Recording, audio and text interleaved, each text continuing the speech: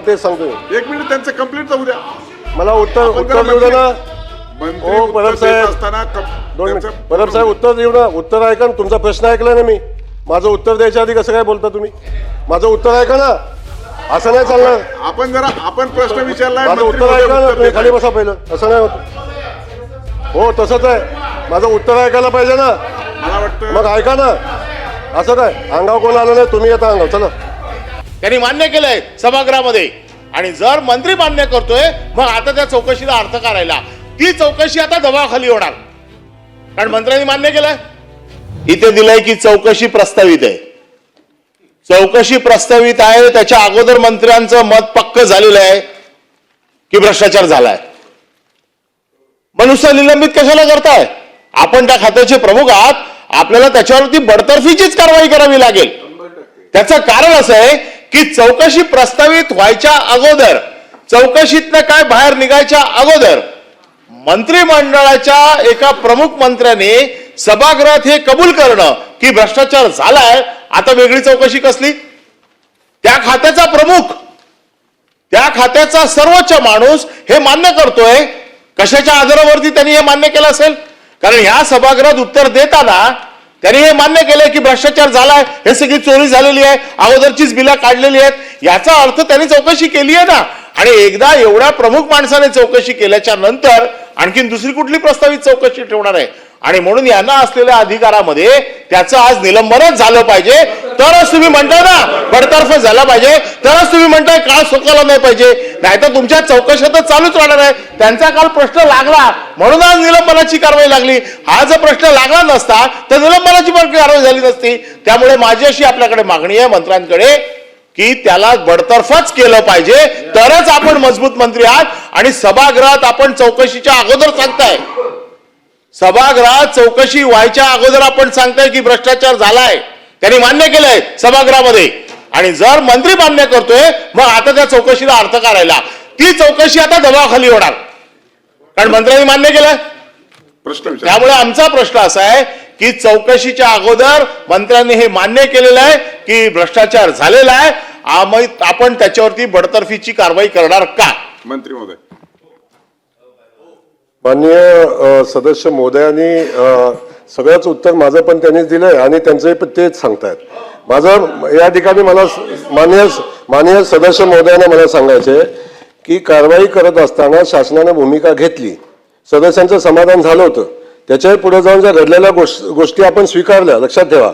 आणि स्वीकारत असताना चौकशी केल्याशिवाय कारवाई मी सांगितलं नाही. याची चौकशी पहिली 14/5/2025 मुख्य कार्यकारी अधिकारी यांनी एक अजय वाघमारे नावाचा चौकशी अधिकारी नेमला. पण जेव्हा चौकशीला त्याला नेमल्यानंतर त्याची काही दिवसांनी बदली झाली. त्यानंतर पुन्हा वारे म्हणून एक अधिकारी होता, त्याला चौकशीसाठी नेमलं. आणि त्यानंतर जो चौकशीचा अहवाल आलेला आहे, त्या चौकशीच्या अहवालाच्या अनुषंगाने मी जी परिस्थिती आहे, ऐका ऐका प्रश्न ऐका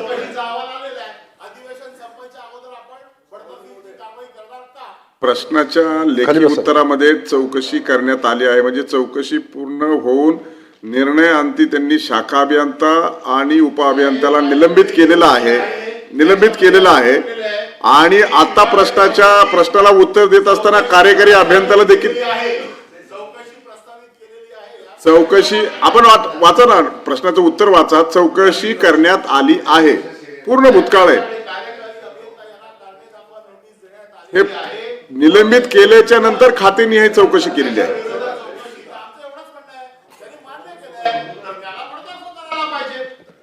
किंवा त्यांनी सांगावं की हा दोषी नाहीये म्हणून. माननीय मंत्री. अरे माननीय सदस्य महोदय, मला वाटतं फारच त्यांना गडबड झालेली आहे सगळ्या गोष्टीची. मी क्लिअर आणि नीट सांगितलेलं आहे. सन्माननीय सदस्यांनी केलेल्या कारवाई त्यांचं समाधान झालेलं असताना सुद्धा ज्या घटलेल्या एक पुन्हा ते सांगतो. एक मिनिट त्यांचं कंप्लीट जाऊ द्या. मला उत्तर देऊ द्या. हो परब साहेब, असताना 2 मिनिट. परब साहेब उत्तर देऊ द्या. उत्तर ऐका. तुमचा प्रश्न ऐकला ना मी. माझं उत्तर द्यायच्या आधी कसं काय बोलता तुम्ही? माझं उत्तर ऐका ना. असं नाही चाललं. आपण प्रश्न विचारला. माझं उत्तर ऐका. खाली बसा पहिलं. असं नाही होत. हो तसंच आहे. माझं उत्तर ऐकायला पाहिजे ना. मला वाटतं मग ऐका ना. असं काय अंगाव कोण आलं नाही, तुम्ही येता अंगाव. चला. खाली बसा तुम्ही. पण उत्तर देतायत ना, आपण त्याचं उत्तर कंप्लीट झाल्यानंतर आपल्याला परत देतो मी संधी. आपण जरा बसा. आपण प्रश्न विचारलेच पाहिजे, पण त्यांचं कंप्लीट होऊ दे. आपण जरा बसा. थांबा तुम्ही काय बोलला का ते? अरे थांबा ताई, थांबा ताई, थांबा 2 मिनिटं.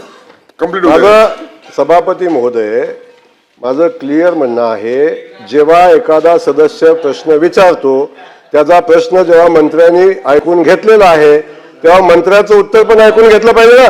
बरोबर. उत्तर द्यायच्या अगोदर पुन्हा प्रतिप्रश्न विचारायचा आणि कारवाई झाली पाहिजे, बडतर्फी झाली पाहिजे. हे कसं होतं? माझं उत्तर ऐकून घ्या अगोदर आणि माझं उत्तर मी दिल्यानंतरचा पुढचा प्रश्नाचा विषय ठीक आहे ना. आणि मग माझी भूमिका क्लिअर, मी शासनाची भूमिका मी मांडलेली आहे की जेव्हा प्राथमिक एखाद्या याची चौकशी, प्राथमिक चौकशी झालेली आहे आणि जेव्हा प्राथमिक चौकशी झालेली आहे तेव्हा संबंधित जो डेप्युटी इंजिनियरचा चार्ज ज्या पाटीलकडे होता त्याला निलंबित केलेला आहे. आणि या ठिकाणी 2 जे कार्यकारी अभियंता आहेत त्या दोन्ही कार्यकारी अभियंत्यांना निलंबित करून संबंधित खातेनिहाय चौकशी, विभागीय खातेनिहाय चौकशी करून संबंधितावर त्याच्या पुढे जी कारवाई करणं अपेक्षित आहे ती कडक कारवाई केली जाईल. आणि या सगळ्या प्रक्रियेमध्ये शासनाकडे कुठल्याही गोष्टी कारवाई करत असताना खातेनिहाय चौकशीचा अहवाल आला पाहिजे. पण प्राथमिक चौकशी जेव्हा आली, जेव्हा पुढची चौकशी आपण खातेनिहाय चौकशी करतो तेव्हा त्या पदावर तो असताना त्याची चौकशी होणं, त्या चौकशीत हस्तक्षेप होऊ शकतो. आपण त्याला निलंबित करतोय आणि निलंबित करून जे खातेनिहाय चौकशीमध्ये जे समोर येईल, ज्या गोष्टी आणखीन समोर येतील, आता काही गोष्टी समोर आलेल्या, आणखीन काही गोष्टी समोर येतील त्याच्यावर आपण कारवाई करू. भाई जगताप. सभापती महोदय, आभारी आपला. खरं तर आम्ही तुम्हाला मदत करण्याचा प्रयत्न करतोय. आपण एक चांगलं पाऊल उचललेलं आहे की अशा पद्धतीचा भ्रष्टाचार किंवा अशा पद्धतीची अनियमितता आम्ही सहन करणार नाही. आम्ही तीच मदत करण्याचा प्रयत्न करतोय. आम्ही आमच्या घरचं काय सांगतोय, आपण तुमच्या उत्तरातच असं सांगितलेलं आहे आम्ही एसओपी आहे. जेव्हा पहिल्या प्रश्नात विचारला एसओपी आहे तर तुम्ही सांगितलं आहे आणि ती आहेच. आपण हेही मान्य करता एसओपी त्यांनी पाळलेली नाही. आपण हेही मान्य करता एका प्रकरणात नव्हे 9 प्रकरणात. हा कोण आहे? हा मालक आहे का? याचा सरकारचा कोड लागतो, तो जावई लागतो का? कशा पद्धतीने तो वागतोय? इतका माज जर त्या माणसाला आहे आणि प्राथमिक चौकशीत तो आढळलाय दोषी. प्राथमिक चौकशीमध्ये सगळे हे दोष तुमच्या समोर आहेत. मग अधिक याची चौकशी जी डिपार्टमेंटल आपण चौकशी म्हणतोय याच्यातनं आणखीन काय त्याची गरजच नाही, कारण सुस्पष्ट दिसतंय. म्हणून माझा तो पॉइंटेड आणि स्पेसिफिक प्रश्न असा राहील, आपल्या प्राथमिक चौकशीमध्ये तो जो दोषी सापडलेला आहे त्याने पूर्ण सरकारला आज त्यांनी गृहीत धरून चाललेला आहे. एका प्रकरणात चुकून झाला असेल, दुसऱ्या प्रकरणात चुकून झालं, 9 प्रकरणामध्ये तो माजलेला अधिकारी तो तात्काळ बडतर्फ झालाच पाहिजे आपल्या नियमानुसार.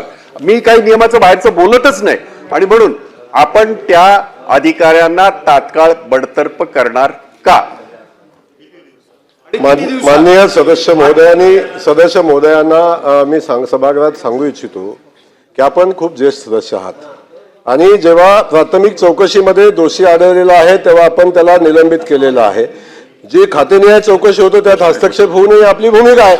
मी ज्या दिवशी त्याची खातेनिहाय चौकशी संपेल आणि त्याच्यामध्ये दोषी आढळेल, पुढची प्रक्रिया आपली जी कायदेशीर प्रक्रिया त्याच्यावर कारवाई केली जाईल. त्याच्यामध्ये कुणालाही सोडलं जाणार नाही. जी भूमिका आहे किती दिवसात असेल तर येणाऱ्या 2 महिन्याच्या कालखंडामध्ये याची चौकशी केली जाईल आणि या चौकशीमध्ये जो निष्कर्ष समोर येईल त्याच्यावर जी कारवाई अपेक्षित असेल कठोरातली कठोर कारवाई केली जाईल याच्यामध्ये सभागृहाला मी आश्वस्त करतो. मला वाटतं आपण याच्यामध्ये प्रश्न उपस्थित केल्याच्या नंतर लेखी उत्तरामध्ये चौकशी करण्यात आलेली आहे. ऑलरेडी 2 इंजिनियरला निलंबित केलेलं आहे. त्याच्यानंतर माननीय मंत्री महोदयांनी आपल्या तोंडी उत्तरामध्ये 2 कार्यकारी अभियंत्याला देखील निलंबित केलेलं आहे आणि त्यांची आता विभागीय चौकशी देखील प्रस्तावित केली आहे. विभागीय चौकशीच्या अंती जो निर्णय येईल त्याच्यानंतर कारवाई करण्यास देखील सांगितलेलं आहे.